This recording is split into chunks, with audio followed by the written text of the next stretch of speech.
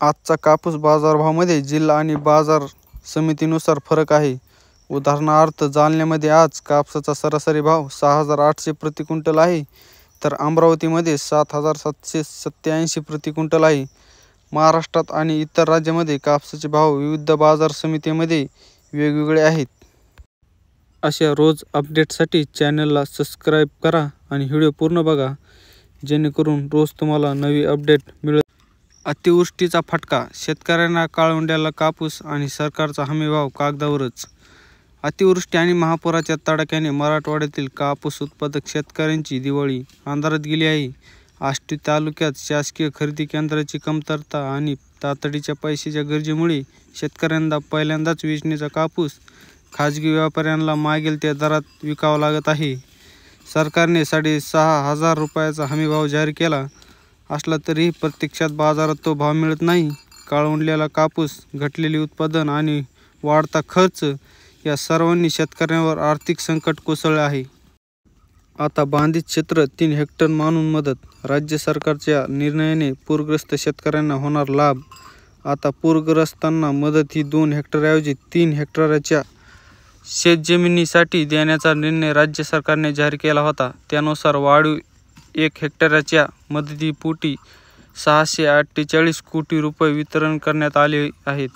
मदत व पुनर्वसन मंत्री मकरंद जाधव यांनी ही माहिती दिली. आतापर्यंत 8,139 कोटी रुपये वितरित करण्यात आले आहेत. राज्यातील 6,56,310.83 हेक्टर क्षेत्रातील बाधित पिकांच्या नुकसानीपोटी 6,12,177 शेतकऱ्यांना याचा लाभ होणार आहे. अहिल्यानगर जिल्ह्यात 3दा मुदतवाढ देऊनही पीक विम्याकडे शेतकऱ्यांची पाठ. पीक विमा योजनेत यंदा शेतकऱ्यांनी अधिक सहभाग नोंदवला असता तर गेल्या सप्टेंबर महिन्यात झालेल्या अतिवृष्टीच्या नुकसानीसाठी विमा वरदान ठरला असता. परिणामी शेतकऱ्यांना अधिक नुकसान सहन करावे लागणार आहे.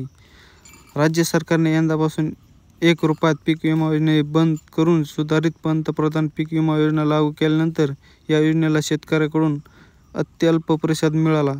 योजनेला 3दा मुदतवाढ देण्यात आली तरीही पीक विम्याकडे शेतकऱ्यांनी पाठ फिरवली. गेल्या वर्षी 1 रुपयामुळे 5,67,000 शेतकऱ्यांनी सहभाग घेतला होता. यंदा मात्र निम्म्याहून कमी म्हणजे 2,23,000 शेतकऱ्यांनी सहभाग घेतला आहे. शेतकऱ्यांना मूर्खात काढत असाल तर मुख्यमंत्री आणि दोन्ही उपमुख्यमंत्र्यांना भोगावे लागेल. बच्चू कडूंचा इशारा. सरकारने शेतमालाच्या खरेदीची व्यवस्था न केल्यामुळे शेतकऱ्यांचा प्रचंड नुकसान सहन करावे लागत आहे. शेतकऱ्यांना मारण्याची व्यवस्था करण्यात आली आहे. केवळ तलावार चालवत दिसत नाही.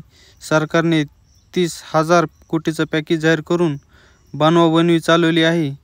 मुख्यमंत्री देवेंद्र फडणवीस, उपमुख्यमंत्री अजित पवार, एकनाथ शिंदे हे मूर्खात काढत असतील तर त्यांना भोगावे लागेल, असा इशारा प्रहार जनशक्ती पक्षाचे अध्यक्ष बच्चू कडू यांनी दिला आहे.